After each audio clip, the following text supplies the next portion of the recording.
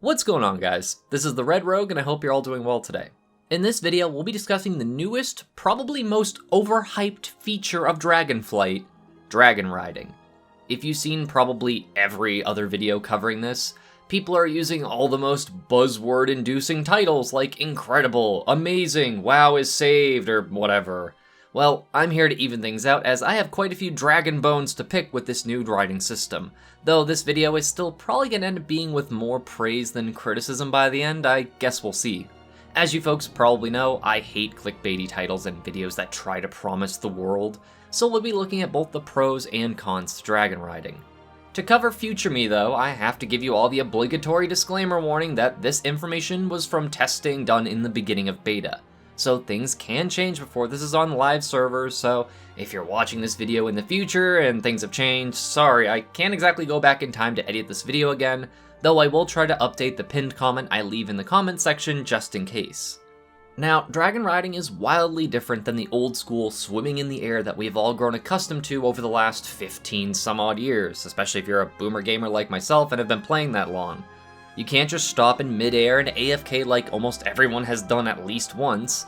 No, you'll be contending with gravity the entire time. You know, just like real dragons do. This new flying requires specific dragon riding mounts, which you'll earn as you complete the main leveling campaign of Dragonflight. Each zone will award a different body style of dragon, and currently there are 4 available at this point in testing. Their physical shape or structure or whatever have no impact on their functionality though, so little pterodactyl dumpy boy is just as fast and nimble as our more stereotypical proto-drake dumpy boy. One of the biggest benefits of the dragon riding system is that you'll be able to fly in the new expansion area within the first couple hours of questing in the Waking Shore, which is the first zone of Dragonflight. If you're a speedy quester, this is probably within like maybe an hour and a half, and if you're slower and enjoy the scenery and side quests and all that, then you can reach this first unlock in under 4 hours, at least that was my experience as I began leveling on the beta.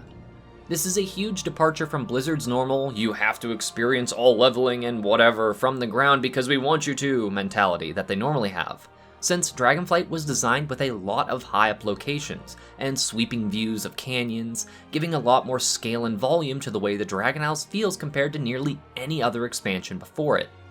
This easily takes the cake for the WoW expansion that uses verticality as a game mechanic and not just for visual flair. And believe me, you'll be needing that dragon to get to all of this stuff. There are still the traditional flight paths and the occasional ferry/transportation NPC if you can't quite reach a plot critical location such as the Ruby Life Pools with your dragon. Oh yeah, if it wasn't obvious, spoiler warning I guess. However, when you get your first dragon, things aren't going to be that easy right off the rip. Not only is there quite a bit of a learning curve to controlling your dragon effectively, you also have to unlock extra abilities and skills in the dragon riding skill tree. I guess you could say you kinda have to learn how to train your dragon. Get it? 'Cause references, and You suck, you jackass! whatever, it's not that funny, I know. You're only gonna have access to 2 basic dragon abilities when you start off, Surge Forward and Skyward Ascent, with the former being a burst of speed forward and the latter giving you a little bit of speed but also allowing you to gain altitude while flying. You can't just spam these moves either, as you'll see I have a resource tracking UI bar for these little blue gems called Vigor, as well as the Vigor recharge bar on my screen. You gain Vigor over time while you're on the ground, whether you're using your dragon or not, as well as when you're flying quickly. You'll know if you're flying fast enough because your dragon's going to get this blue, glowy, magic aura around it.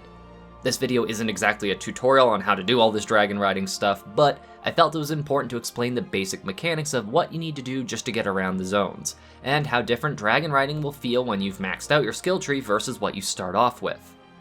Case in point, the footage you're seeing now is me on my main character with all of my dragon riding skills unlocked and the whole tree completed that I'll be going over in a bit. So I recharge my Vigor really fast, and I can hold 6 charges of Vigor, and I have extra abilities from completing the questline. With all these perks and abilities, dragon riding is very fast and engaging, and it zooms you around the Dragon Isles in no time flat.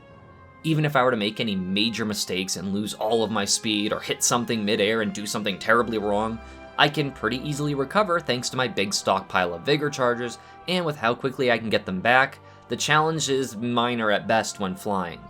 I can also easily take off from any point in the Dragon Isles without having to use hills or high up locations or cliff sides or any of that to gain extra speed or altitude, which means I don't have to go out of my way to get into the air. In comparison, with your starter dragon and no skill points unlocked or campaign progress done, your dragon will still be able to get you from point A to point B most of the time. Starting from a vantage point is far more beneficial when your vigor recharge rate is an abysmal 15 seconds per point, as you'll need to sustain that high speed of flight for 3 times longer than you will once you get all the dragon riding points. Which brings us to our next topic, leveling dragon riding. This can change in the future, as I mentioned earlier in the video. However, the way you get skill points in dragon riding is by collecting glyphs.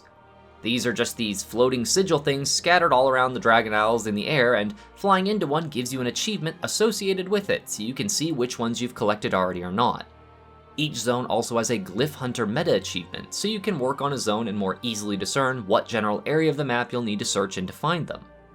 Every glyph found rewards 1 skill point, which can be spent at a dragon riding skill trainer. There are a few of these scattered around the Dragon Isles, but the first one you stumble across is pretty much like in the early tutorial introduction for dragon riding, and you get that in the Waking Shore zone.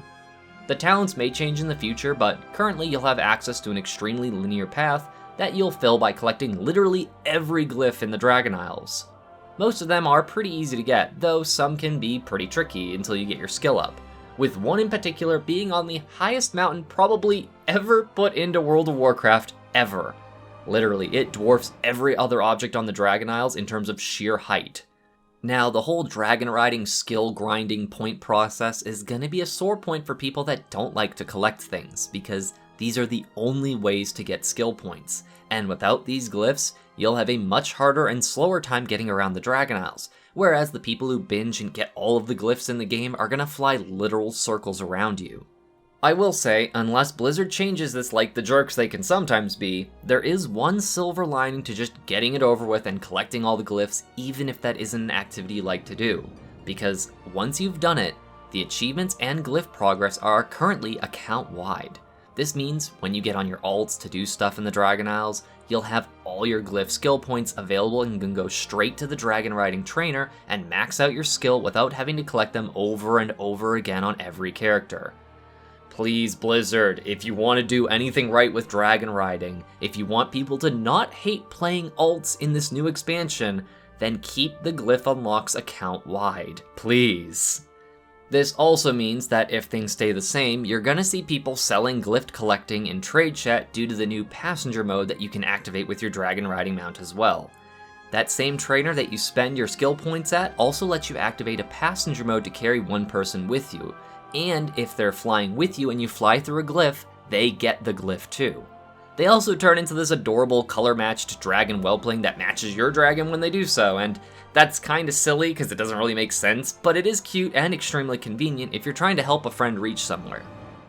You do also have to be in a party with that person, at least as far as current testing shows of this effect, which has no unlock requirements right now. I hope that stays the same once Dragonflight goes live, but I wouldn't be surprised if Blizzard locked the multi-person mount thing behind a skill or some other thing, I don't know. Your dragons are highly customizable, which isn't really a critique of dragon riding itself, but it is nice to choose a lot of how your dragon's gonna look. These are all unlocked from doing other content in Dragonflight, like quests and dungeons and stuff like that. Some may even come from raiding or PvP, as it looks like the Gladiator mount, and I use that term in air quotes with my fingers, is apparently just going to be a different cosmetic pack for the dragons.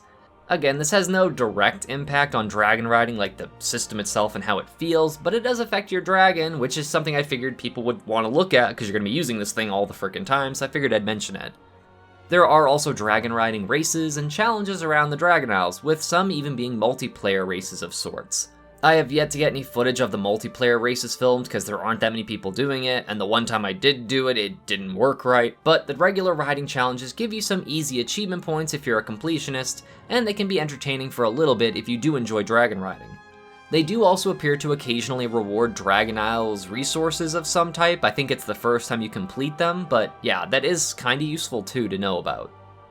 Then there's the elephant in the room, at least for people who do dungeons, which is a fair chunk of the community, I imagine. The Nokhud Offensive. This is one of the 8 new dragon riding dungeons and will be included in the Mythic Plus Season 1 rotation. It also has the nickname of the Dragon Riding Dungeon because this all takes place in an instanced version of the Anaran Plains. This area is massive since it's one of the leveling zones, so you'll need to use a dragon riding mount if you want to quickly traverse the dungeon, which is kinda the point of Mythic Plus since you're on a timer. While I've only seen this dungeon on normal mode and everyone on beta so far has been very accommodating and understanding to those that don't have their dragon riding maxed out or don't know how to use it very well, the sheer saltiness of your typical Mythic Plus pug will be enough to cure an Alexstrasza-sized steak. Most of us Mythic Plusers are already used to the laundry list of requirements people have for their pugs, but now they're gonna add dragon riding licenses and certifications on them too, no doubt. I was really hoping this dungeon wouldn't be in Season 1's rotation because of how many people are gonna have to learn and take time to get the hang of the whole dragon riding thing. But of course the Nokhud Offensive is gonna have to be in Season 1 because it focuses on dragon riding, which is the hot new feature of WoW that is, and I quote, the best new feature in 20 years, according to some people. There's honestly even more I could mention and discuss and nitpick about dragon riding, but this video is already going to be pretty lengthy, so I'm going to sum things up with a final list of pros and cons. We'll start with the pros. We get flying almost immediately in the expansion, which is pretty unheard of in modern day WoW. We also get to carry a passenger with us if that feature stays in the game for dragon riding. Dragon riding is super fast, like almost triple normal mount speed if you're pretty good at it. When you get all your skill points in, it is very easy to use dragon flying, and it can be pretty fun. There are specific racing events to earn achievement points from, and even multiplayer races, which is cool as it adds more features to this new feature and makes it feel more engaging. Dragon riding also gets a benefit of style points, because doing barrel rolls and 90-degree dive bombs is pretty poggers, as the Zoomers might say. There's also customizations you can unlock from doing activities, so it feels like you're actually rewarded for doing other stuff if you want your dragon to look different. Lastly, and this is technically kind of multiple pros, dragon riding skill points as of this video are account-wide, and so are the dragons and the abilities you've unlocked, so not having to refarm all the glyphs and junk is pretty fantastic. I guess as a quick mention of a last pro for some people, is there are motion sensitivity settings already in-game for dragon riding, so if you do get motion sick and all that, this will hopefully prevent that for you. For cons, dragon riding has a pretty noticeable learning curve to it. This can frustrate players right off the bat, especially if you get stuck in crappy areas, resulting in unintentional deaths or having to wait for your dragon vigor bar thing to fill back up to attempt to escape. Your dragon also starts off pretty wimpy, so room for error is much more narrow than it is later on as you get the dragon glyphs and skill points and all that. Dragon riding also mandates that you collect all those glyphs I mentioned if you want to improve your riding skill, so for people who hate collecting things, this is going to be a sore point. Due to this, you're going to see a good amount of people spamming trade chat for selling glyph gathering, so if trade chat spam annoys you, then dragon riding is going to add to that mess.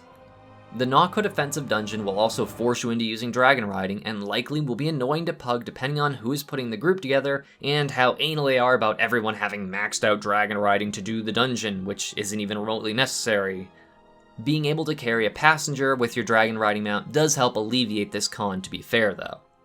For gathering professions, you're going to have to sit and wait around every now and then for your vigor to regenerate, as you're going to be mounting and dismounting a lot from your dragon to pick up these nodes. You'll also be combating other players on their equally super fast mounts, which can be quite tiresome if your dragon riding isn't maxed out or if you aren't that proficient at it yet. Flying is also no longer your safe way to just AFK near an area, since you can't just hover around in midair like our traditional flying mounts can, or use your auto-run keybind to head in the direction you want to go when you want to go get a soda, go to the bathroom, or anything else that takes you away from your computer. For this, you're going to have to just use plain old flight paths. It does sound like eventually we'll be able to use regular flying mounts in the Dragon Isles, however that likely won't be at least until a few patches into the expansion, and that means that you're going to be severely outclassed by other people that can move literally 3 times faster than you. This means due to that severe speed difference that you're probably only going to see people running around on these new dragons basically all the time, since we have hundreds of other mounts in the game that can't use this new feature.